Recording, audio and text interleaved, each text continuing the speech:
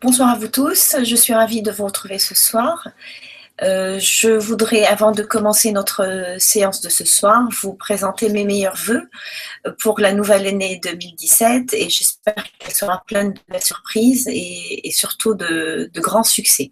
Alors, notre thématique ce soir va tourner autour de deux sujets principaux. Le premier, on va aborder ensemble les sources du droit du travail. On va voir ensemble quelles sont les sources et on va les classer dans la catégorie, ou plutôt en deux catégories.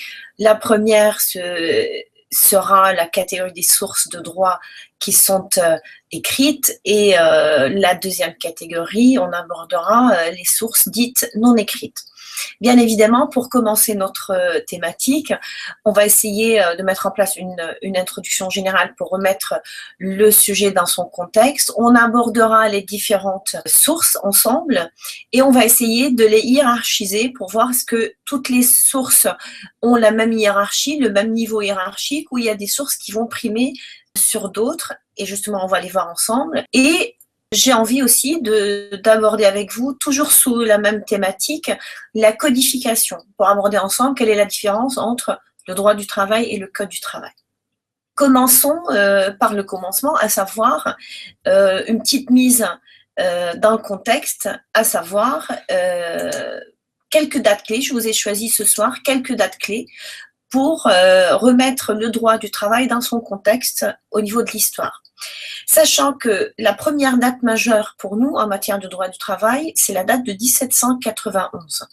1791, c'est la naissance du principe de la liberté du travail, selon lequel chaque homme libre de travailler là où il souhaite et chaque employeur est libre d'embaucher qui lui plaît, bien sûr grâce à la conclusion d'un contrat. Voilà la naissance de la notion, des premières notions du contrat de travail. Et bien sûr, dont le contenu est librement déterminé entre les parties, à savoir l'employeur et le salarié. Alors, c'est une date majeure pour nous. Voilà une première source sur laquelle on peut se baser, et c'est vraiment des dates clés qu'on ne peut pas négliger avant d'aborder ce sujet. La deuxième date que j'ai envie de vous communiquer aujourd'hui, c'est la date de 1806. 1806, c'est la création des conseils de prud'homme. Qu'est-ce que le conseil de prud'homme? Un petit rappel, c'est la juridiction qui va régler les litiges entre les employeurs et les salariés.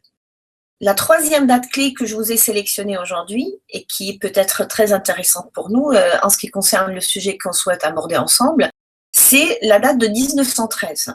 1913, c'est la première loi instituant, qui a été mise en place bien évidemment, qui a institué le Code du travail. D'où il est vraiment intéressant qu'on reprenne à la fin de cette première thématique la notion et qu'on puisse l'expliquer, qu'est-ce que la codification et quelle est la différence entre le code et le droit lui-même.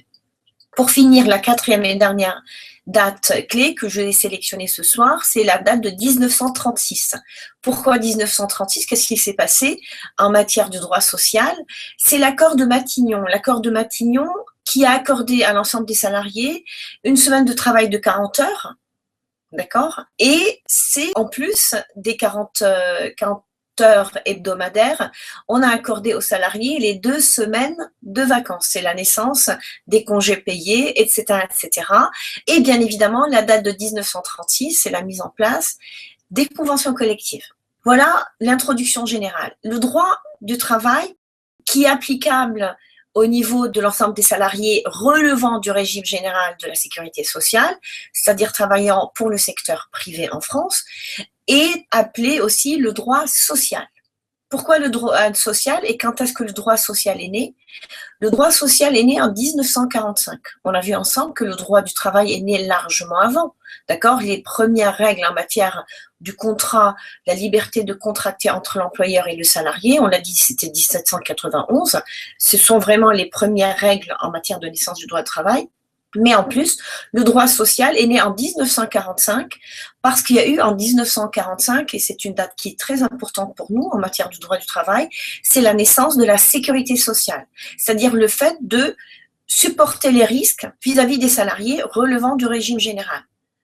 Et c'est pour ça qu'on peut se permettre de dire qu'en 1945, il y a eu la naissance du droit social. C'est quoi le droit social? C'est le droit du travail et de la sécurité sociale. D'accord? Et qu'on va appeler ensemble, d'une manière plus commune, le droit social. Le droit du travail, bien sûr, quant à lui, il va réglementer les relations entre employeurs et salariés. Et le droit de la sécurité sociale va organiser la solidarité professionnelle et sociale autour des risques dits sociaux. Voilà au niveau du droit social. Maintenant, allons-y voir du côté des sources. Et on a dit ensemble qu'on a deux grandes catégories des sources. On répertorie. La première catégorie est répertoriée en tant que source écrite. Qu'est-ce que les sources écrites?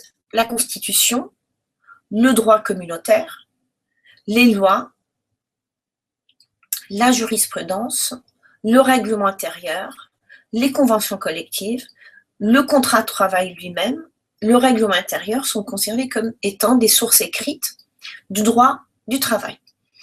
Et les sources dites non écrites, je vais expliquer une parce qu'elle est vraiment majeure, c'est l'usage. On va essayer de définir qu'est-ce que l'usage et bien évidemment dans quel cadre on peut apprécier l'usage dans une entreprise pour le considérer comme étant source de droit. Allons-y, dans un premier temps, voir ensemble quelles sont les sources dites écrites. On va essayer de les travailler ensemble, de les expliquer, et puis on va voir du côté des sources non écrites et en particulier l'usage. Pour commencer, la première source dont j'ai envie de vous parler en premier, c'est le droit communautaire. Qu'est-ce que le droit communautaire? C'est le droit européen. Le droit communautaire est né par la naissance du traité de Rome en 1957, qui est venu être consolidé par le traité de Maastricht, à savoir en 1993. Le droit européen, sachant qu'il est la source majeure aujourd'hui de notre droit social, c'est-à-dire le droit du travail et de la sécurité sociale. On dit que la règle communautaire va inspirer 50% des règles nationales en matière de droit du travail. Alors, c'est une source écrite qui est non négligeable et qui est très importante pour nous en France et en matière de droit social. La deuxième source écrite que j'ai citée tout à l'heure, c'est la Constitution ou ce qu'on appelle autrement le bloc constitutionnel. Le bloc constitutionnel, c'est déjà dans un premier temps la Déclaration des droits de l'homme et du citoyen de 1789, c'est-à-dire l'année de la Révolution française, vient se rajouter à ce principe, à ces principes fondamentaux, le contenu du préambule de la 4e République, à savoir de 1946, et vient se rajouter à ces deux règles fondamentales ou socles fondamentaux, la constitution de la 5e République, à savoir notre 5e République qui date depuis 1958. Voilà ce qu'on appelle le bloc de constitution ou le bloc de constitutionnalité. Et c'est une source très importante dans notre droit du travail. C'est-à-dire, en d'autres termes, il n'y a pas une règle qui va pouvoir être acceptée ou mise en application et qui va être contraire à la règle de la Constitution, à savoir anticonstitutionnelle. On va aborder ce sujet-là quand on va travailler sur la hiérarchie des sources de droit. La troisième source que j'ai citée, et j'aimerais bien expliquer, présenter un petit peu plus avec vous ce soir, c'est la loi. La loi est une source majeure du droit français. D'accord? Le Parlement, c'est-à-dire la loi relève du pouvoir législatif. Le Parlement va prendre en considération des lois, il va élaborer des lois, il va les faire voter. Une fois que la loi est publiée au journal officiel, on va la transposer en matière de droit. Et c'est vrai que la loi, aujourd'hui, représente une source majeure de notre droit social. Maintenant, la loi reste malgré tout relativement large, vague, et qui mérite de temps en temps d'être précisée. Alors, c'est pour ça qu'on a mis en place comme source de droit, pour venir compléter et rendre la loi vraiment applicable, plusieurs règlements. On les appelle les règlements. Qu'est-ce qu'on veut dire par règlement? Le règlement est, par exemple, le décret qui va venir mettre en application la loi est un règlement. Et le décret, justement, entre autres les décrets d'application, vont venir représenter pour nous des sources de droit, mais en plus qui vont venir rendre une partie justement de cette loi applicable, des mesures applicables sur le droit du travail et dans le cadre du droit du travail. Un deuxième règlement qu'on ne peut pas négliger, ce sont aussi les circulaires ministériels. Les circulaires ministériels, c'est-à-dire des textes qui vont être rédigés auprès de chacun des ministères pour venir éclaircir, expliquer, rendre plus pratique l'application de la règle de droit. Et bien évidemment, nous, ce qui nous concerne dans un premier temps, ce sont les circulaires du ministère du Travail. Bien évidemment, pour essayer de rendre l'application de la loi plus aisée. Et bien évidemment, une des sources écrites de la règle de droit, c'est, et je l'ai évoqué tout à l'heure au démarrage de ma conférence, c'est la jurisprudence. Qu'est-ce que la jurisprudence? La jurisprudence, quand je disais que la loi relève du pouvoir législatif, c'est-à-dire le législateur, qu'il soit député ou sénateur, ont ce pouvoir d'élaborer, de défendre et de voter une loi pour la mettre en application une fois qu'elle est votée plus tard. La jurisprudence, quant à elle, d'accord, ce sont des règles qui vont être émises par le pouvoir judiciaire, c'est-à-dire par les juges des différentes juridictions. Et nous, ce qui importe pour nous, c'est les décisions de la Cour de cassation en chambre sociale, à savoir la Cour de cassation quand elle va prendre des décisions très spécifiques en matière du droit du travail pour régler justement les litiges entre employeurs et salariés. Alors, on a dit que le pouvoir de législateur, c'est élaborer des lois. On a vu ensemble en plus que les lois peuvent être vagues et parfois il nous faut des décrets pour les mettre en application.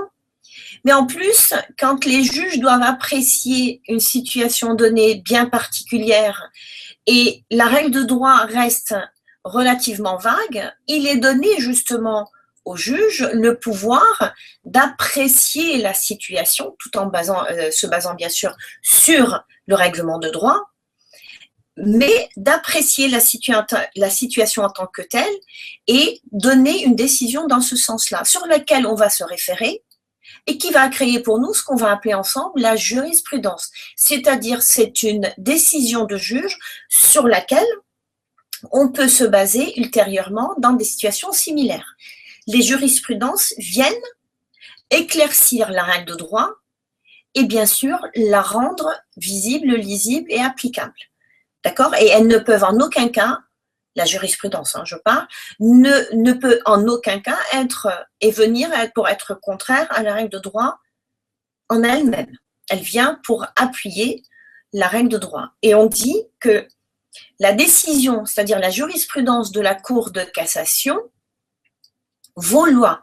Elle a le même niveau, d'accord, et la même importance qu'une loi. Alors, vous voyez, c'est une source très importante pour nous et à surtout ne pas négliger. Pour aller plus loin, dans les sources toujours écrites, j'ai aussi, que j'ai cité quand j'ai commencé ma séance avec vous, c'est la source qu'on va appeler ensemble les accords collectifs, c'est-à-dire les accords nationaux et interprofessionnels, les accords de branche ou les conventions collectives, d'accord? Et à ne pas négliger, bien sûr, les accords d'entreprise. Alors, les accords nationaux et interprofessionnels, ce sont des accords qui vont être discutés, résolus, et la décision est prise, bien sûr, en prenant en considération toutes les négociations qui vont être menées entre les partenaires sociaux. Qui sont les partenaires sociaux? Les partenaires sociaux, dans ce cadre de négociation, seront les représentants du personnel, les syndicats de représentants du personnel et les syndicats représentants du patronat. Ils vont se mettre tous autour d'une table et vont négocier pour arriver à des accords communs. La convention collective, c'est pareil, c'est un accord branche et qui va être négocié, mis à jour, élaboré, mis à jour et suivi par les partenaires sociaux, toujours les représentants des syndicats salariés et les représentants des syndicats du patronat. Et les accords entreprises, là, c'est à l'échelle de l'entreprise, d'où l'appellation accord d'entreprise.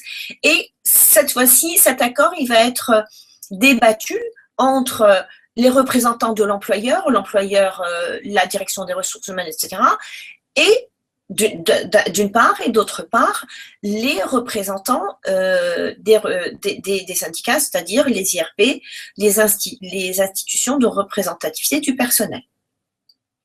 Ce sont ce qu'on appelle les accords et les conventions collectives. Pour aller plus loin, à ne pas négliger la réglementation en vigueur, c'est-à-dire en tant que source à part entière, le règlement intérieur.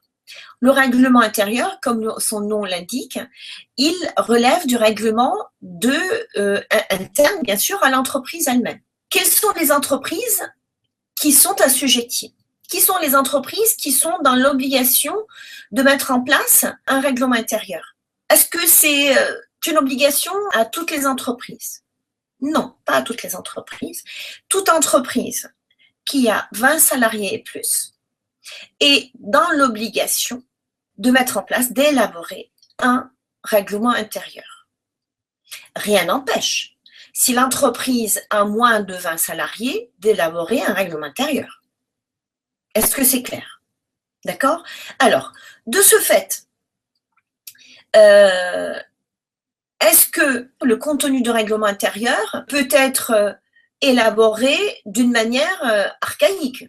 Non. Les clauses du règlement intérieur doivent répondre à des règles strictes relevant de l'organisation du travail collective, de l'entreprise, c'est-à-dire de l'ensemble des salariés de l'entreprise. Et bien sûr, à ne pas négliger que le règlement intérieur doit contenir des règles en matière d'horaire, bien évidemment, l'organisation de l'entreprise, en matière d'hygiène et de sécurité. C'est une obligation qui relève de l'employeur. Alors, c'est quoi un règlement intérieur? Est-ce que c'est un contrat? Pas du tout. C'est un acte, on l'appelle ça un acte de volonté unilatéral. Qu'est-ce que cela veut dire? Je vous le rappelle, un acte unilatéral de volonté, c'est un acte, c'est-à-dire qui va être élaboré sous l'obligation d'une seule partie. C'est-à-dire, dans notre cas, l'obligation relève de l'employeur. L'employeur qui a 20 salariés, dans ses effectifs 20 salariés plus, est dans l'obligation d'élaborer un règlement intérieur qui est considéré en matière juridique un acte unilatéral, c'est-à-dire c'est l'employeur qui s'engage vis-à-vis de ses salariés bien sûr, de garantir la sécurité, l'hygiène, la bonne organisation de l'entreprise et en aucun cas, qu'on soit d'accord là-dessus, un règlement intérieur ne peut contenir des clauses discriminatoires. Voilà. Ça, ce sont les règles majeures en matière de règlement intérieur. Allons-y, maintenant qu'on a terminé les explications sur les sources écrites, allons voir du côté de la source non écrite dont j'avais envie de vous parler ce soir, à savoir l'usage. L'usage, c'est quoi? C'est une source non écrite. Mais pour qu'il y ait l'appréciation d'usage, c'est-à-dire l'usage sont des règles non écrites dans l'entreprise. L'usage est une règle qui est non écrite, mais qui va venir compléter les textes législatifs, réglementaires, conventionnels, etc., etc. L'usage dans une entreprise va correspondre à une pratique ou un avantage qui est régulier, et ça c'est très important, la régularité, régulier et qui s'inscrit dans le temps. C'est-à-dire si j'accorde un avantage une fois à un salarié, on ne peut pas le considérer comme usage. Il faut qu'il soit général, il faut qu'il soit régulier et il faut qu'il soit inscrit dans le temps, c'est-à-dire sur une durée assez importante. Je rappelle, il faut qu'il soit général, il faut qu'il soit généralisé sur l'ensemble des salariés ou l'ensemble des catégories, d'une catégorie socio-professionnelle, etc. La constance dans le temps, d'accord, et la fixité, à savoir, il faut qui soit le même pendant toute cette période-là. Et si ce n'est pas le cas, on ne peut pas considérer qu'il s'agit d'usage. Exemple, une prime de fin d'année, écoutez bien, une prime de fin d'année qui est accordée, hein, elle est connue, elle est fixe, on sait qu'il s'agit d'une prime de fin d'année, qui est accordée à tous les salariés, voilà sa généralité, et tous les ans, et cela depuis plus de 10 ans. Est-ce qu'il y a une constance? Oui. Est-ce que les 3 règles en matière de l'appréciation de la source en tant qu'usage ont été respectées? Oui. On a bien respecté la fixité, c'est-à-dire la thématique elle-même, c'est-à-dire la prime, la généralité parce qu'elle était accordée à l'ensemble des salariés, et sa constance parce qu'elle a duré tous les ans depuis 10 ans. Alors oui, il y a usage, et l'usage est une source de droit qui est importante, et l'employeur ne peut pas se défaire, d'accord, d'une ou d'un usage sans qu'il y ait vraiment une justification très précise, une démarche très précise, et surtout, s'il souhaite retirer pour des problèmes économiques parce qu'il n'arrive plus à payer les primes, etc., il faut qu'il puisse travailler aussi d'une manière générale, c'est-à-dire il ne peut pas accorder la prime à un certain nombre de salariés et la supprimer aux autres salariés. Ok? Voilà au niveau de l'usage, c'est-à-dire de la fameuse source non écrite en matière de droit. Maintenant qu'on a cité l'ensemble de ces sources, allons voir leur hiérarchisation. Quelle est la source, d'après vous, qui prime sur l'ensemble des autres sources? C'est le droit communautaire, c'est-à-dire le droit européen aujourd'hui prime sur l'ensemble des sources. En deuxième lieu, vient la Constitution ou le bloc de constitutionnalité.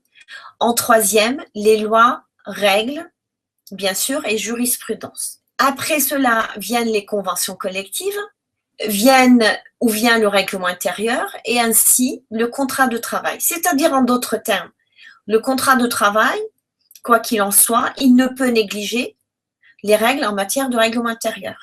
L'ensemble de ces règles ne peuvent pas méconnaître ou ignorer les règles en matière de la convention collective, comme en matière jurisprudentielle, comme la matière de loi-règlement, comme la matière de la Constitution et comme bien évidemment à ne pas oublier la loi ou plutôt le droit communautaire, c'est-à-dire le droit européen.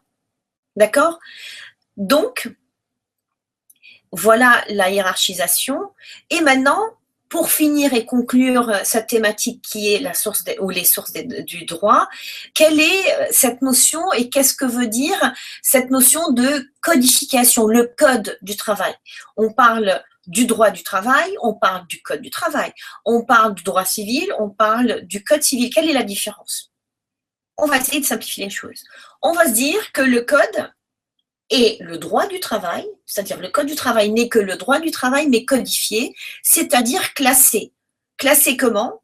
Classé par partie, livre, titre, chapitre et bien sûr article.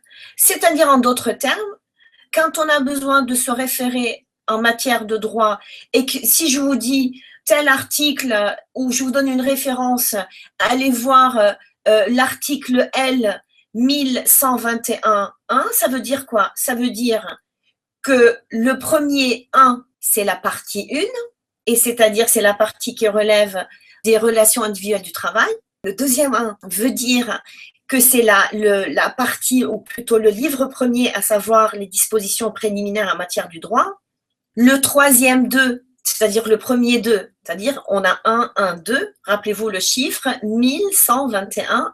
C'est le titre, et après vient le 1, c'est-à-dire qui représente le chapitre premier, à savoir les dispositions générales, pour finir par un trait d'union 1, à savoir le numéro d'article. Voilà comment on va lire les codes. À chaque fois qu'on vous donne une référence en matière de droit, surtout le droit du travail, quand on vous dit l'article L 1121.1, ça veut dire ce que je viens de vous expliquer. Alors, on répète, le droit du travail, ou plutôt le code du travail, ce n'est que le droit du travail, mais codifié, classé, pour que ça soit très facile à s'y référer et se retrouver si on a besoin de regarder du côté des articles, etc., etc. C'est grâce à ça, et justement à la codification, qu'on a une lecture d'articles. Article 1, article 2, 1121, etc. etc. On n'a pas article 1 et 2 en code du travail. Voilà, j'espère que j'ai réussi à vous apporter quelques éclairages sur ce qu'on appelle les sources de droit. Et comme à nos habitudes, on ne va pas perdre les bonnes habitudes, surtout en démarrant l'année 2017. Je vous soumets un QCM et on va essayer, je vous le transmets et je vous laisse une minute le regarder et l'apprécier. Et après, on va essayer de le défendre ensemble, le débattre ensemble pour que vous ayez un petit peu plus d'explications supplémentaires.